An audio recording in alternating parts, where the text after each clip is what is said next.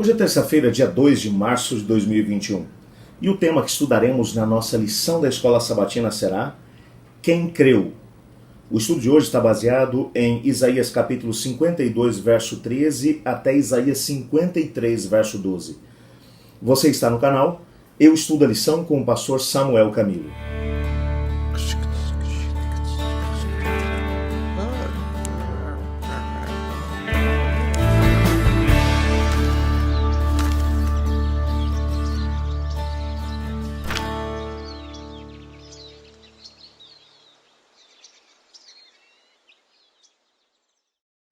Em Isaías capítulo 52, verso 13, o servo de Deus, descrito nesse texto como sendo o próprio Messias, ele é descrito por Isaías como alguém que recebeu grande autoridade, reconhecimento, alguém que acabou sendo muito, mas muito exaltado por Deus. Entretanto, na sequência, logo adiante dentro do texto, nós começamos a perceber Isaías mencionando que o servo do Senhor passaria por grande humilhação e que ao mesmo tempo seria tão humilhado e tão ultrajado que a sua aparência faria com que algumas pessoas chegassem até a conclusão de que ele nem sequer se parecia com um filho do homem. Quando nós olhamos para o Novo Testamento vai aplicar esse mesmo conceito daqui de Isaías, aquilo que foi a experiência de Cristo Jesus enquanto o servo sofredor. Jesus Cristo, na quinta-feira à noite, ele estava no cenáculo, tomando a ceia juntamente com seus discípulos. O Evangelho de João, de maneira muito especial, no capítulo 13, vai mencionar que a tristeza se abateu no coração de Jesus. Ele olha para os discípulos e menciona, olha, eu estou indo embora, e para o lugar para onde eu vou, vocês não podem ir junto. Pedro prontamente já se coloca diante do Senhor e diz, mas Senhor, nós deixamos tudo para poder te seguir. Como o Senhor vai para um lugar que a gente não pode ir? Eu te seguiria até a morte. E Jesus vai dizer, olha, você é Pedro e eu quero que você saiba que o diabo me pediu para poder te cirandar. Mas eu orei por você, Simão. Antes que o galo cante, você vai me negar 3 vezes. Então ore para que você não caia em tentação. Mas eu estou indo para um lugar que vocês não podem me acompanhar. Eu vou morrer. A partir daí, uma tristeza profunda toma conta do coração dos discípulos, até porque eles estavam com grandes expectativas de que Jesus, ainda naquele fim de semana, se tornasse o rei literal de Israel. Começasse o processo de expulsão dos romanos dali. Mas o Senhor Jesus tinha algo muito maior em mente, salvar toda a humanidade, como servo do Senhor, descrito em Isaías 53, salvar, abrir uma porta de salvação para todas as pessoas, não apenas para os judeus, mas para todas as etnias. Para que isso acontecesse, ele estava disposto a ir até as últimas consequências. No capítulo 14, ele vai animar os discípulos, mencionando que ele iria para o Pai, mas que voltaria, prepararia um lugar, e quando esse lugar estivesse pronto, ele viria para poder estar com eles. Os capítulos 15, 16 e 17, Jesus vai mencionar, entre outras coisas, que ele vai enviar o Consolador, quando ele for, o Espírito Santo, para poder estar junto com eles, que eles não ficariam órfãos, que ele voltaria para eles, mas enquanto isso não acontecesse, que o Espírito estaria com eles. No capítulo 17, Jesus vai orar pelos discípulos, e então ele vai convidá-los para poder se dirigir para o Monte das Oliveiras, mais especificamente para o Jardim de Getsemane. Eles provavelmente descem até o Ribeiro do Cedron, atravessam, começam a subir o Monte das Oliveiras, e então tem a possibilidade de poder ir até o Getsemane, onde Jesus queria passar alguns momentos em oração. Ele olha para os discípulos e pede a eles, orem comigo, porque naquele momento o peso da culpa pelos pecados da humanidade estava sendo colocado sobre ele. E a angústia que ele sentia era tão grande que do meio dos 12 ele pega 3, traz mais perto dele, Pedro, Tiago e João, pede para que eles orem junto com ele. Jesus vai um pouco mais à frente, se prostra no chão, e o clamor dele é tão intenso que o seu suor se transforma em gotas de sangue. Ele clama a Deus pedindo, Pai, passa de mim esse cálice sem que eu beba. Todavia não seja feita a minha vontade, senão a sua. Foi uma grande agonia. Quando ele volta até os discípulos, os 3 estão dormindo, os outros também estão dormindo. Enquanto isso, Judas já está tramando, já está trazendo a multidão para poder prender Cristo Jesus, porque ele havia vendido Cristo por 30 moedas de prata. Alguns momentos mais tarde, a multidão vem, prende Jesus, leva-o para a casa de Anás e Caifás, aonde Jesus vai passar por um processo de julgamento sem qualquer tipo de base legal. Os evangelhos vão mencionar que as testemunhas foram compradas, havia contradição entre os testemunhos que eram dados, até que finalmente, na alta madrugada, o sumo sacerdote ele vai dizer: eu te conjuro em nome de Deus, fale, você é o Cristo ou não? E Jesus, pela primeira vez, abre a boca em todo o julgamento e ele diz: sou. E vou prometer uma coisa para vocês: vocês verão o Filho do Homem assentado ao lado do Todo-Poderoso, vindo das nuvens dos céus, com poder e grande glória, com todos os seus anjos. Nessa altura o sumo sacerdote rasga as suas vestes e diz: ele blasfemou, não precisamos de mais nada, é réu de morte.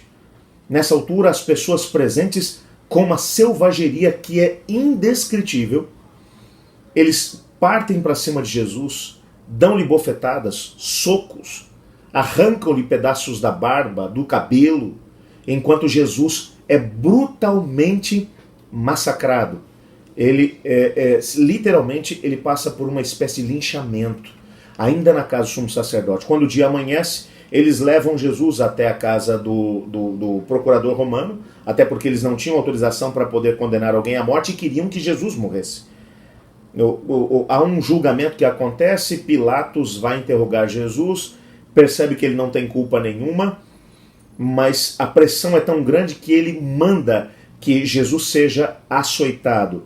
30 chibatadas menos uma, 39 chibatadas, com normalmente um chicote feito de tiras de couro, na ponta pequenos pedaços de osso pontiagudo ou de ferro pontiagudo. Quando o carrasco batia com o chicote nas costas, aqueles pedaços de metal e osso fincavam na carne. Quando puxava, bocados de carne eram arrancados das costas do prisioneiro. Era algo realmente terrível. Jesus é trazido de volta. Ele agora está completamente machucado. Entretanto, Pilatos o envia para Herodes. Herodes, por sua vez, zomba de Jesus. Jesus é mais uma vez ridicularizado. Ele também sofre abusos na mão desse indivíduo, que manda ele de volta para Pilatos.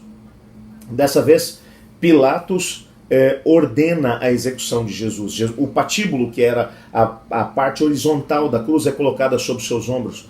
Ele está tão angustiado, tão abalado, fisicamente ele está realmente mal, que ele cai, ele se prostra. A tradição cristã menciona que por 7 vezes ele acabou caindo naquilo que é chamado de a Via Dolorosa. Entretanto, quando pela última vez ele cai, ele já não consegue se levantar, e Simão, o Cirineu, é chamado para poder levar a cruz até o local da execução, onde os pés e as mãos de Cristo são perfuradas por cravos. Ele é levantado no madeiro, das 9 da manhã até as 3 da tarde ele fica pendurado sobre a cruz.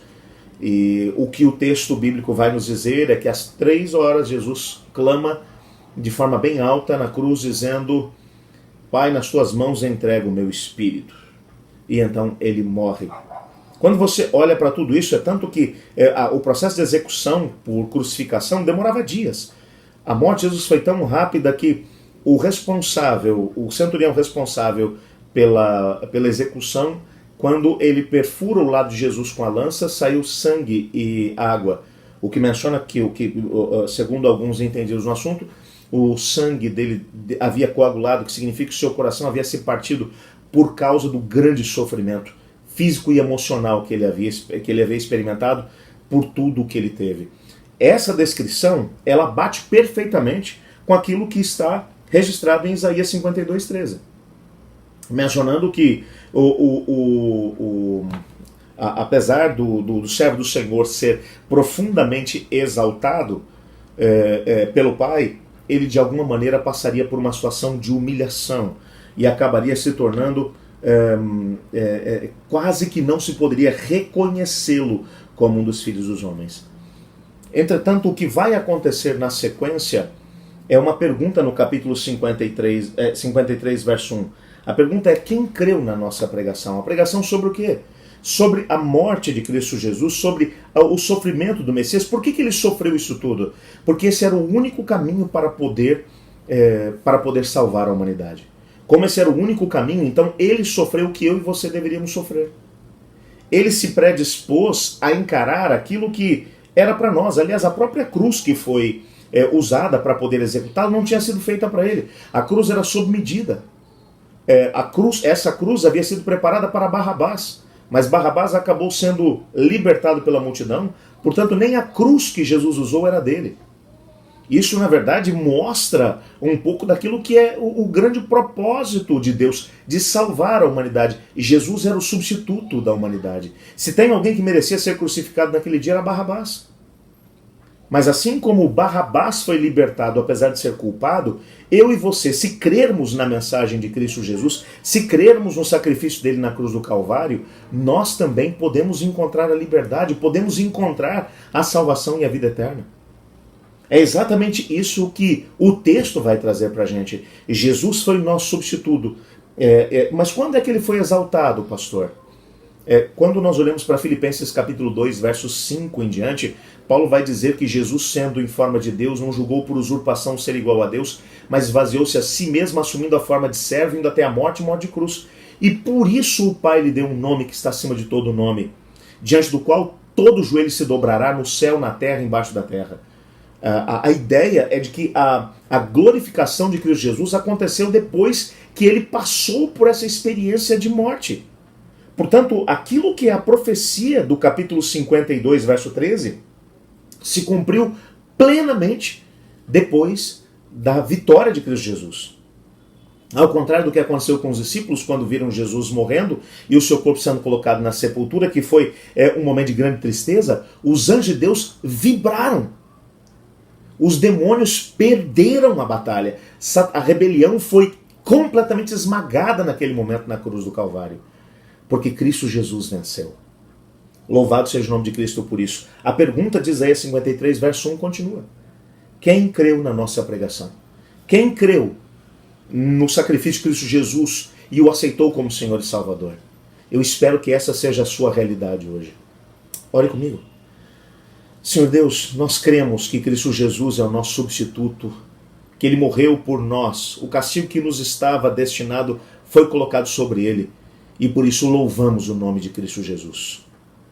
Dá-nos hoje a certeza da salvação pelo que Ele fez, pois é em nome dEle que oramos. Amém.